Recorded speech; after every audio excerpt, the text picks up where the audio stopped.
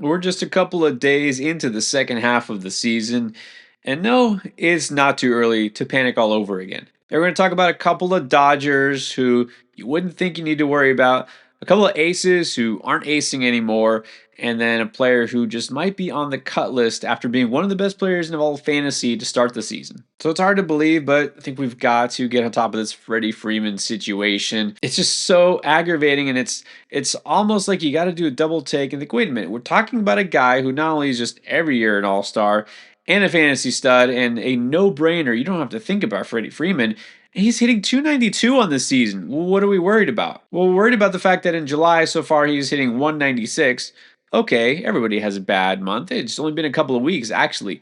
But no, if you've got Freddie Freeman, you already know the situation here.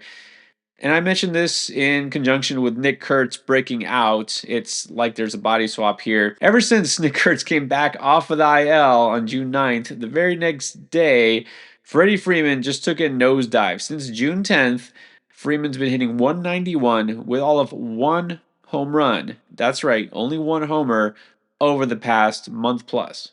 Sure, slumps happen, and a lot of times guys, maybe even veterans, will limp into the first half. Coming out, it's not been better, and just to kind of add injury to insult, Freddie Freeman got hit on the wrist with a pitch just on Sunday night, and they're saying it's contusion. It doesn't seem like he'll be on the IL. No fractures, nothing as of right now that I know of.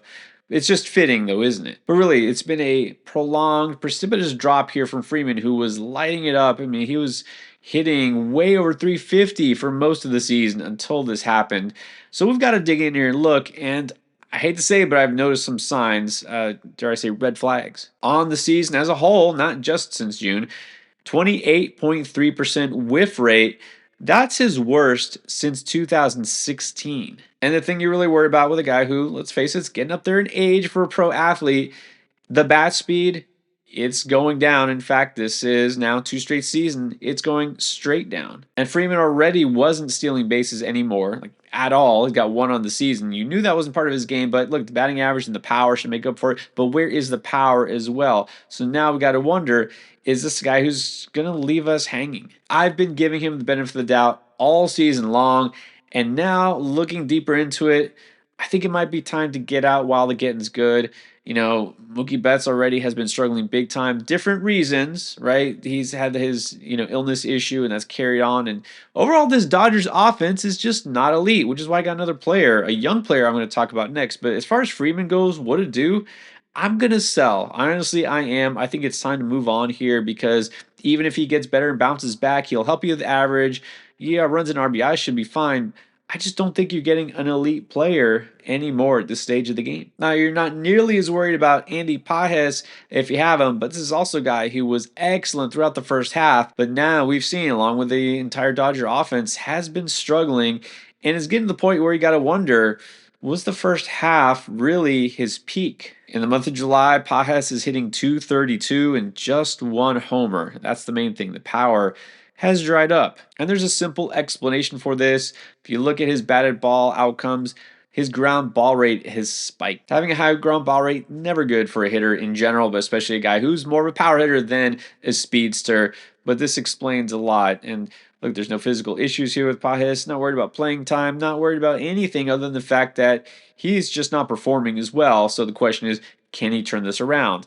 I think the easy answer here is yes. Of course, this is just an adjustment he can make. I think he figures it out.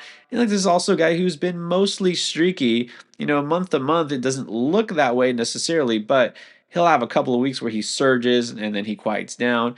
I think he'll surge again fairly soon. If you got Pajes, hold him. If someone's willing to sell low, or hey, if someone even drops him, yeah, go ahead and get him. Now, what about a pitcher who might be pitching his way out of the Cy Young conversation? Hunter Brown for the Astros has been one of the best, arguably the best pitcher in the National League for most of the season until just a couple of weeks ago. Now, it's actually easy to overlook. Right before the All-Star break, he had two not so great starts. You can say, okay, fine, maybe he was overwhelmed by the excitement of being an all-star, and maybe, again, just not putting his best foot forward right before the break. And then after the All-Star break, it was actually another bad start. That makes three in a row. All told, he's given up 13 earned runs over his last 15 innings pitched. And we're not talking about some tough matchups here. He's faced the Guardians, the Rangers, and the Mariners. Now, the good news is he's still racking up Ks. He's got 18 strikeouts over those last 3 games, which was 15 innings. And so the K rate is still there. And overall, he's kind of just doing the same as he's been doing. The results have not been as good, though. A couple of things jumped out at me when I was digging into his statistical profile. Just in his last 3 starts in July, exit velocity against him has risen dramatically. Hard hit rate has also risen with it. And I think that's also because ideal attack angle, we can look at how hitters are kind of squaring up a pitcher. All of a sudden, that has spiked since Hunter Brown began the season. So you kind of want to question this in a simple way, I guess, to put it is, are hitters just kind of figuring out how to get to him? I think there's something to the fact that some hitters are figuring out how to square him up a little bit better, but overall, he's still inducing a lot of whiffs. He's been mostly effective other than some home runs and some hard hits given up. If he can just calm that down a little bit, and I think he can, you got to hold here. There's too much talent. He's been too good all season long. Just hope that this doesn't continue.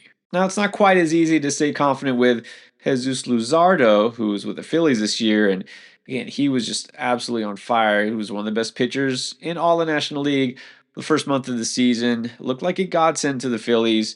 And then remember that whole thing where he supposedly was tipping his pitches. He gave up like 20 runs in 2 starts.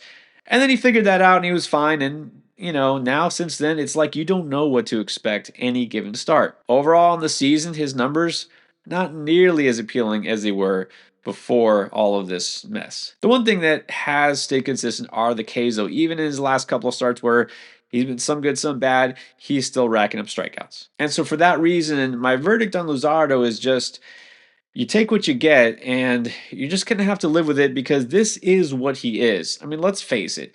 He's a guy who has all the talent in the world, but is he ever really going to be that consistently good throughout the entire season? No, this guy has never been consistent.